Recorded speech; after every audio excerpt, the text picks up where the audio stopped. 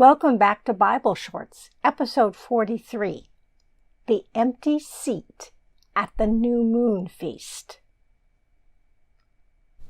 Remember last week, after Saul threw a spear at David and he escaped, David went to his best friend Jonathan and asked, "What have I done? What is my crime? How have I wronged your father that he's trying to kill me?" And Jonathan replied, "You're not going to die." But David said, "Surely as the Lord lives and as you live, there is only a step between me and death." And Jonathan told David, "Whatever you want me to do, I'll do for you."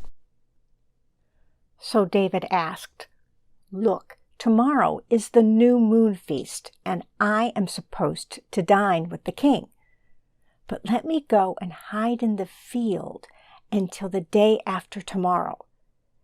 If your father misses me at all, tell him, 'David earnestly asked my permission to hurry to Bethlehem because an annual sacrifice is being made there for his whole clan.' And if your father says, 'Very well,' then I am safe. But if he loses his temper, you can be sure that he's determined to harm me." Jonathan said, "If I had the least inkling that my father was determined to harm you, would I not tell you? I swear by the Lord, the God of Israel, that I will surely sound out my father by this time the day after tomorrow. And if he's favorably disposed toward you or intends to harm you, will I not let you know?" So Jonathan made a covenant, a promise, with the house of David, saying, "Show me unfailing kindness like the Lord's kindness as long as I live." And Jonathan had David reaffirm his oath out of love for him. Then Jonathan said to David, "Tomorrow is the new moon feast. You'll be missed because your seat will be empty.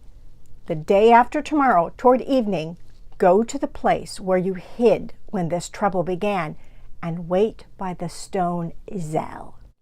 I will come and shoot 3 arrows to the side of it, as though I were shooting at a target. Then I will send a boy and say, 'Go, find the arrows.' If I say to him, 'Look, the arrows are on this side of you, bring them here,' then you come, David, because as surely as the Lord lives, you're safe. There's no danger. But if I say to the boy, 'Look, the arrows are beyond you,' then you must run away, because the Lord has sent you away." So David hid in the field, and when the new moon festival came, the king, Saul, sat down to eat, and he sat in his customary place by the wall opposite his son Jonathan. And Abner, the commander of his armies, sat next to Saul. But David's place was empty. Saul said nothing that day, for he thought, something must have happened to David that he's not here. But the next day, David's place was empty again, and Saul said to his son, "Why hasn't the son of Jesse come to the meal, either yesterday or today?" Jonathan replied, "David earnestly asked me for permission to go to Bethlehem. He said, 'Let me go, because our family is observing a sacrifice, and my brother has ordered me to be there. If I have found favor in your eyes, let me get away to see my brothers.'"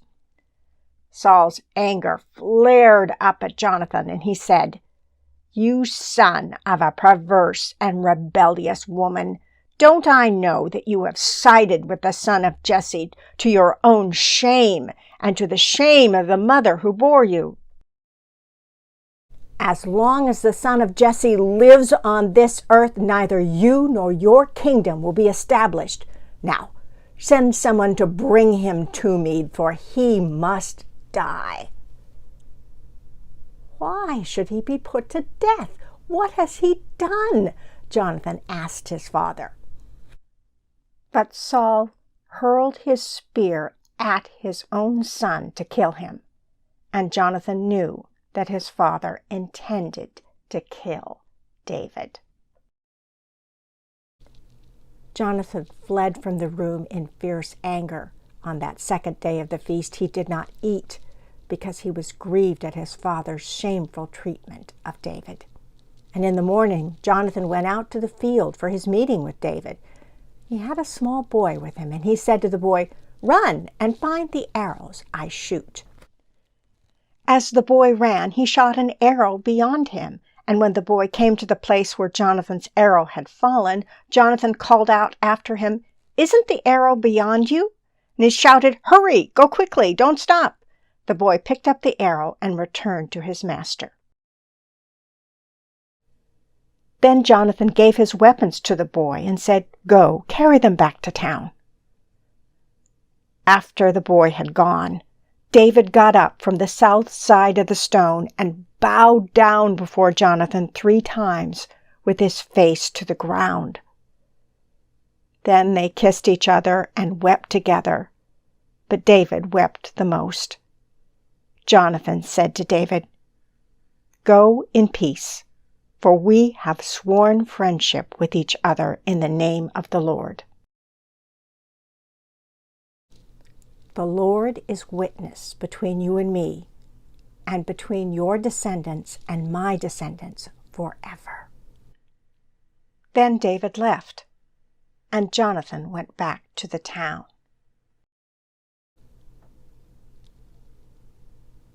But now, where is David going to go?